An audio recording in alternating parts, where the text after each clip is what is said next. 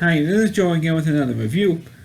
For the sake of this review, I'm going to discuss the 1933 classic Son of Kong, starring Robert Armstrong. And of course, this movie is a sequel to the original King Kong film. And I think it's like one of the more overlooked of the horror films at that time. It's only produced by OKO Pictures, who of course also produced the original film, which of course came out in the same year, 1933. And if you want to see my original review of King Kong, please check it out. I know it's up here. I done that movie a while ago. The original film. Of course, King Kong was such a huge success. I mean, it is one of the greatest horror films, scary movies of all time, and it's a movie ahead of its time in terms of the technology, how the film was shot, the techniques that were used for the special effects to make it look like the King Kong is actually real living. And you're in the scene with the live actors. All the techniques were really, really terrific. And of course, actually, there's no such thing. In 1933, there's no such thing as computers or CGI or anything. There's no real thing, special effects houses at that time. So the techniques, they had to build literally everything from scratch to make the movie work. And the movie was so huge and so successful. And definitely one of the longest horror films. It was like about an hour and 35 minutes. So it's a really long movie of its type, especially in the early days of the Talking Pictures. So OKO rushed to get a sequel to this, and it came out in the end, like around Christmas time in 1933. So, it came out about 9 months after the original film, so that way people won't forget what happened in the original film. Like I said, the movie actually only but 3 characters from the original film came back for the sequel. Carl Denham, who was played by Robert Armstrong, the captain of the ship, which they went to Skull Island on. The ship captain and the ship that was used in the original film, those who came back in this, plus the guy who played Charlie the cook, he came back, and those are all the original characters from the original movie. Freddie Ray was in this thing. Jack Driscoll, who was the second in command of the ship, he did not come back. Neither was anybody else who survived, Kong in the first movie. Did not come back in this one. Only you have Carl Denham, the ship captain, and Charlie Cook. That's it. But the movie picks up about 1 month after King Kong ravaged New York City. And of course, what really would be neat, and this movie is about almost a half hour shorter than the original film. Because the original film, like I said, was an hour and 35 minutes. This movie was about an hour and 10 minutes. So it's about like 25 minutes shorter than the original film.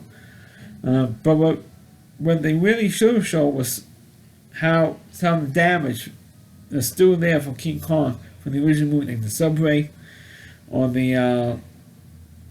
some of the city that he was in. They called them, rented out for King Kong.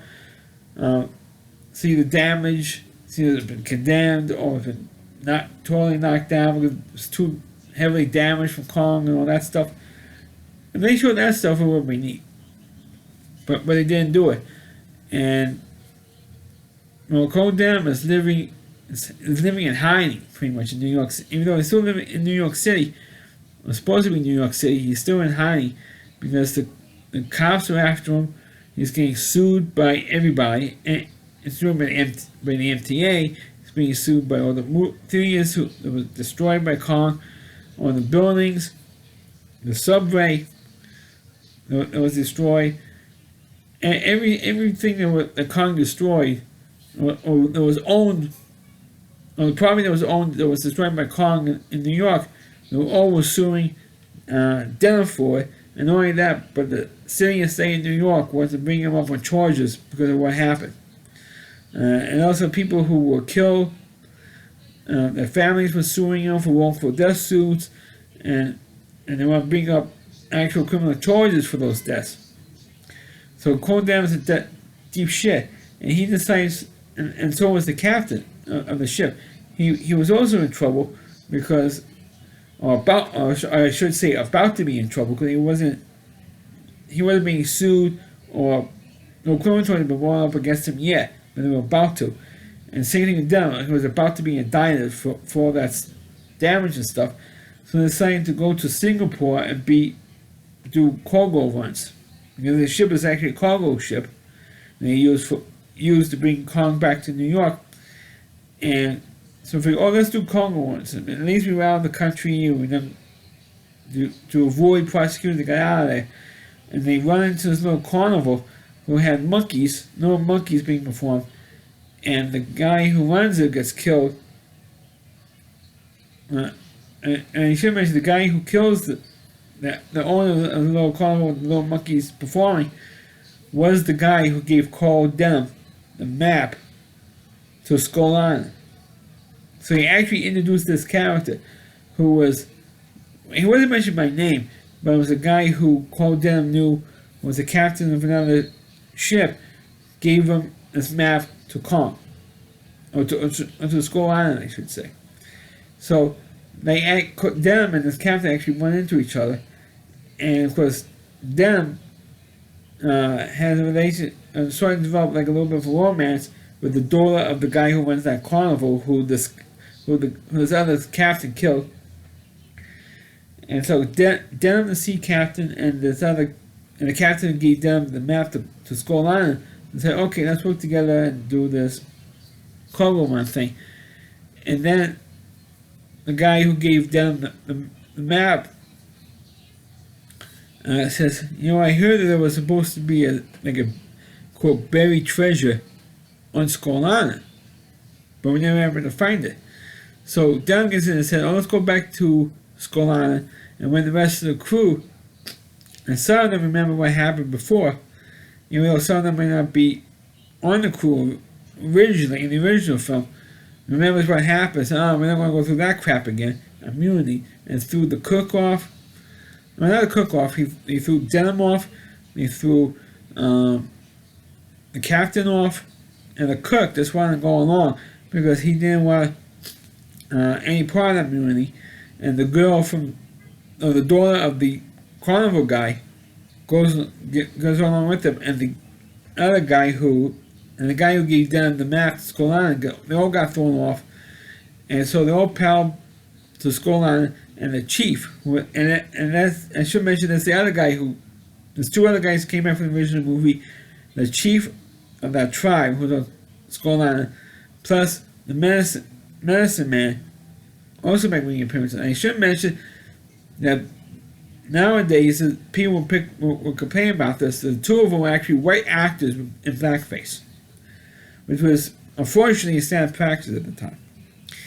And they kicked them off the island because the whole village was destroyed by Kong, because Kong got out and destroyed the whole village, and several people were killed by Kong in the villages. And so they kicked them off, and then what they did was they went back on the boat and they went on to the other side of the island, and they found, Denham actually found a little bit smaller, but the son of Kong. This giant ape, but not as big as Kong was, just a little bit, like maybe a couple of feet smaller than Kong. And Denham figured out this might have been Kong's son. So they call him Baby Kong or Little Kong for the rest of the film. And this time I started trying to capture him, and actually became friends with the son of Kong. And the son of Kong actually protected Denham, the sea captain, the cook, and the girl, the four of them. And the guy who gave Kong and Denham the map to Skull Island, he eventually gets killed by the end of the movie. Spoiler for those of you that haven't seen it. Of course, they were getting along, and Denham does find this this little hidden city, and he does find the treasure. While he was in there, a dinosaur comes in, a Brontosaurus comes in, so it's going after him. And here comes Baby Kong, comes in, saves the day, saves all of them, and And then, of course, when this happened, an earthquake hits the island, and the island unfortunately starts sinking. And so they said, "Oh crap!" So all ended up getting all four of them go off the island. I'm talking about Denham, the ship captain, the cook, and the girl. They all four of them get off the island, and except for Denham. Denham was actually the last one to get off, and the Son of Kong helped them up, and they had one little mountain was still left from this island. So Kong puts them up on the what's left of this mountain. The mountain is slowly going under the sea. So you can say that all the villagers who are still alive, they all drowned after this earthquake, or get killed by this boulders rolling off the mountain.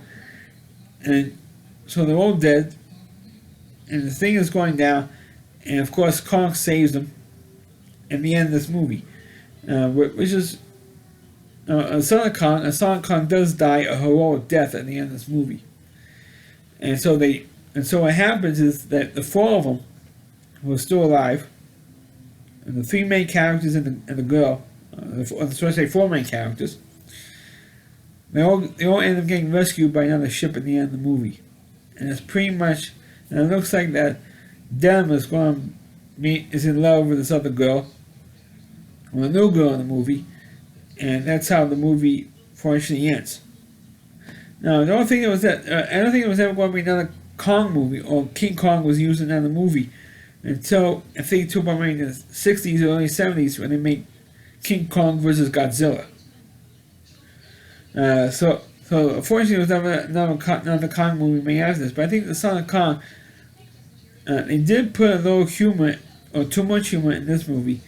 I guess maybe because they never got a flack for making another King Kong movie. Because King Kong, the first one was kind of scary, pretty dramatic film, a straightforward telling. Even though there was a little drop of humor in the original film, especially when Jack Driscoll was starting to fall in love with Fay Wray in the film. That was a little funny. But they had some little funny moments there. But that was before you even see Kong. And the rest of the movie is just a straight, telling, no funny stuff in that one. Then when they had some funny stuff with Denham and Kong and the Son of Kong, or Baby Kong, whichever you prefer. But the movie was, or is as entertaining as it was. I thought it was good. Not as good as the original. I rather prefer the original over the two films. But Son of Kong is I have to say it's a decent follow-up. Not the greatest sequel of all time, but at least it's a decent follow-up and closes the story neatly. And it would be nice to see other adventures with Carl Denham. But fortunately, it didn't happen. And they never made another Kong movie except for King Kong vs. Godzilla, but that's it. So that's my review of Son of Kong. Please click on the video, please rate it. Please subscribe to my channel, please forward this video onto your Facebook pages. And you can check out all my reviews and on my YouTube channel at RallyC.com, so WDY, and that's C.com. The homepage of Rally Reviewer, Chris Lee Moore, and please check out all of his videos on this website. Thanks for watching. Catch you next time.